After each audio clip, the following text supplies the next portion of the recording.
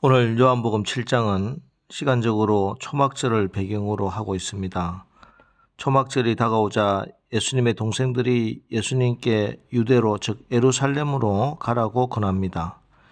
2절 3절 말씀, 유대인의 명절인 초막절이 가까운지라 그 형제들이 예수께 이르되 당신이 행하는 일을 제자들도 보게 여기를 떠나 유대로 가소서. 여기 예수님의 동생들이 말하는 당신의 행하는 일이라 하는 것은 예수님께서 행하신 그 기적들을 말하는 것입니다. 예수님께서 요한복음 7장이 오기까지 여러 가지 기적들을 행하셨죠. 물로 포도주를 만들고 왕의 신하의 아들을 고치십니다. 그리고 베데스다 못가에서 38배 된 병자를 고쳐주십니다. 그리고 오병이어의 기적도 행하셨지요. 이 중에 한 가지 베데스다 못가에서 38년 된 병자를 고친 것만 예루살렘에서 하신 일이고 나머지는 모두가 다 갈릴리에서 하신 일입니다. 예수님의 동생들이 볼 때 이것은 참 답답한 일이었던 것 같습니다. 예수님께서 사람들이 많이 모이는 유대 예루살렘에 가서 오병이어의 기적 같은 것을 한 번에 행하시기만 하면은 단번에 유명해지실 수 있을 텐데 이런 아쉬움을 제자들과 그리고 예수님의 동생들이 가지고 있었던 것 같습니다. 그래서 예수님께 여기를 떠나서 유대로 가서 일하십시오. 이렇게 말하는 것입니다. 이어서 이렇게 자기 속을 드러냅니다. 4절, 스스로 나타나기를 구하면서 묻혀서 일하는 사람이 없나니 이 일을 행하려 하거든 자신을 세상에 나타내소서 하니. 형님이 메시아적인 권능을 가지고 있고 지금까지 역사상 어떤 사람도 행하지 못했던 능력을 행하는 것이 분명한데도 불구하고 왜 여기 이 시골 총구석에 묻혀 있습니까? 답답해 죽겠습니다.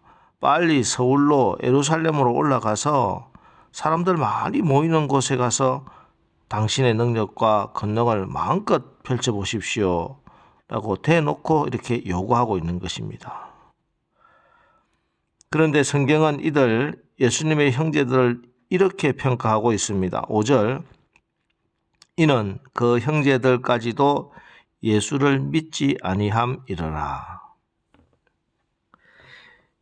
성경은 이들이 예수님을 믿지 않음으로 인해서 이런 말을 한다고 말씀하고 있습니다. 이게 무슨 말인가? 주님은 이렇게 설명하십니다. 6절에 예수께서 이르시되 내 때는 아직 이르지 아니하였거니와 너희 때는 늘 준비되어 있느니라. 너희 때는 늘 준비되어 있다. 여기 너희 때는 사람의 때를 말합니다. 그 사람을 보고 성공하고 싶은 시기, 돈 벌고 싶은 때, 유명해지고 싶은 때를 위해서 항상 준비되어 있습니다. 돈을 벌 만한 때가 된다고 생각하면 어떤 일에도 서슴지 않고 유명해지고자 한다면은 그때가 되었다고 생각하면은 반드시 그 일을 이루어내고야 마는 그런 마음을 늘 품고 산다는 것이지요. 이렇게 사람들은 자기의 때를 늘 준비되어 있습니다. 그런데 우리 주님은 말씀하시기를 내 때는 아직 준비되어 있지 않았다. 이렇게 말씀합니다. 자, 여기 주님의 때는 언제입니까? 우리 주님의 때는 바로 유월절입니다. 성경이 예언하고 있고 예수님께서 이 땅에 오신 목적은 유월절 어린 양으로 십자가에 달려 돌아가시는 것입니다. 이 때가 바로 주님의 때입니다. 이것이 하나님의 뜻이고 이 하나님의 뜻을 이루는 그 때가 바로 예수님의 때인 것이죠. 사실 우리 주님은 이 땅에 오셔서 단 한 번도, 단 한 시간도, 단 한 가지 일도 자기 자신의 때에 맞추어 일하신 적이 한 번도 없습니다. 주님은 이 땅에 오셔서 공생의 삶을 사시면서 모든 때가요 성경을 이루려 하심이라. 예. 하나님의 때, 하나님의 예언의 말씀에 맞추어져 있었습니다. 내 자신의 이름이 영광을 받고 내가 드높임을 받고 사람들 앞에 칭찬받고 인기 얻고 그러는 때를 위해서 산 적이 한 번도 없었습니다. 늘 오직 하나님의 때에 맞추어져 있었어요. 성경이 말씀하시는 때 하나님이 예언하시고 약속하신 그 때를 위해서 늘 준비되어 있는 것입니다. 하지만 세상 사람들의 때는 항상 자기 자신의 욕망에 맞추어져 있습니다. 내가 돈 벌고 출세하고 성공하고 내가 내 이름이 높아지는 그때가 아니면 실패라고 생각합니다. 여러분은 어떻습니까? 하나님을 믿고 신앙생활을 한다고 하면서 지금까지 우리가 살아왔던 삶의 시간표를 보면서 이때가 아니면 차라리 나에게 죽음을 주십시오. 나는 이때가 아니면 실패한 인생입니다. 살아도 사는 것이 아닙니다. 혹시 그렇게 말하고 그렇게 생각하신 적은 없습니까? 여러분, 내 때에 하나님을 맞추려고 하지 마시고 하나님의 때에 나를 맞추는 훈련을 해야 하겠습니다. 지난주일 설교 제목이 기다리는 것이 영성입니다 라고 설교하지 않았습니까? 우리가 세상의 물질과 세상의 성공에 초점을 맞추고 살 때 우리 주님은 아직 내 때가 아니다 이렇게 말씀하시고 기다리라 이렇게 말씀합니다. 우리가 세상을 살다 보면은 억울한 일에 또 이해가 되지 않는 일들이 너무 많이 있습니다. 악인이 성공하고 형통하고 우리가 선을 하고 나서도 손해를 보고 억울한 일을 겪을 때가 얼마나 많은지요. 선을 행하고 오히려 낙심할 일이 생깁니다. 이게 우리의 눈에 보이는 현실입니다. 이때 우리는 눈에 보이는 것 때문에 마음에서부터 불평이 막 나옵니다. 그런데 성경은 말씀합니다. 시편 37편 7절 여호와 앞에 잠잠하고 참고 기다리라. 자기 길이 형통하며 악한 꾀를 이루는 자 때문에 불평하지 말지어다.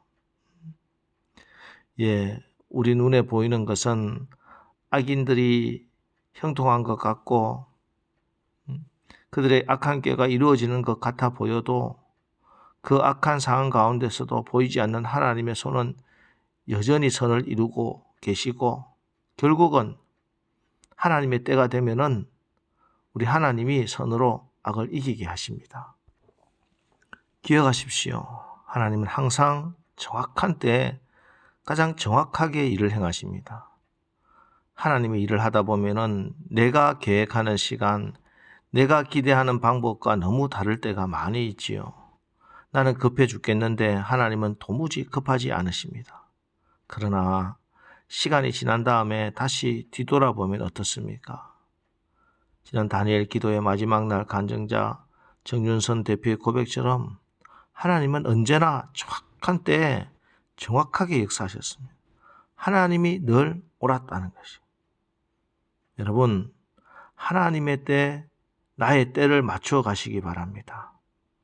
크고 작은 일 모두 다 하나님께 간절히 물어보시고 여쭈어보시고 조용히 나의 생각을 내려놓고 하나님이 여러분의 마음에 말씀으로 주시는 하나님의 마음과 뜻을 기다리고 분별하십시오. 그 때를 분별하기 위해서 영적으로 깨어 있어야 합니다. 오늘 새벽 기도하면서 여러분의 영적인 지각을 일깨우시기 바랍니다.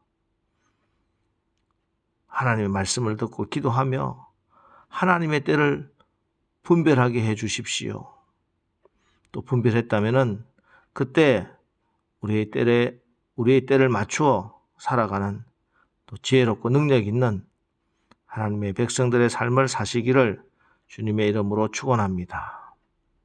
기도하겠습니다.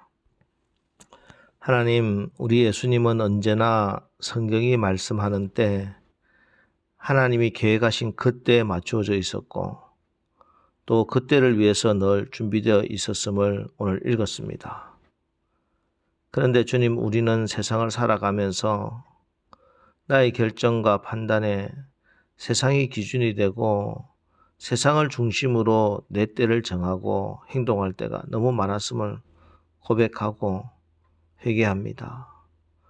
크고 작은 일 모두 다 하나님께 간절히 묻고 기도하면서 하나님의 때를 분별하고 그때에 맞춰 순종하도록 하옵소서.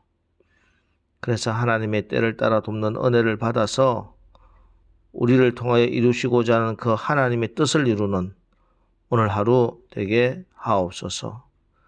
예수님의 이름으로 축복하며 기도합니다. 아멘. 이제 오늘 하루도 하나님의 때를 분별하고 하나님의 뜻을 이루며 승리하는 하루를 살아가게 하옵소서. 오늘 말씀 붙들고 또 기도하고 나가겠습니다. 우리 기도하겠습니다.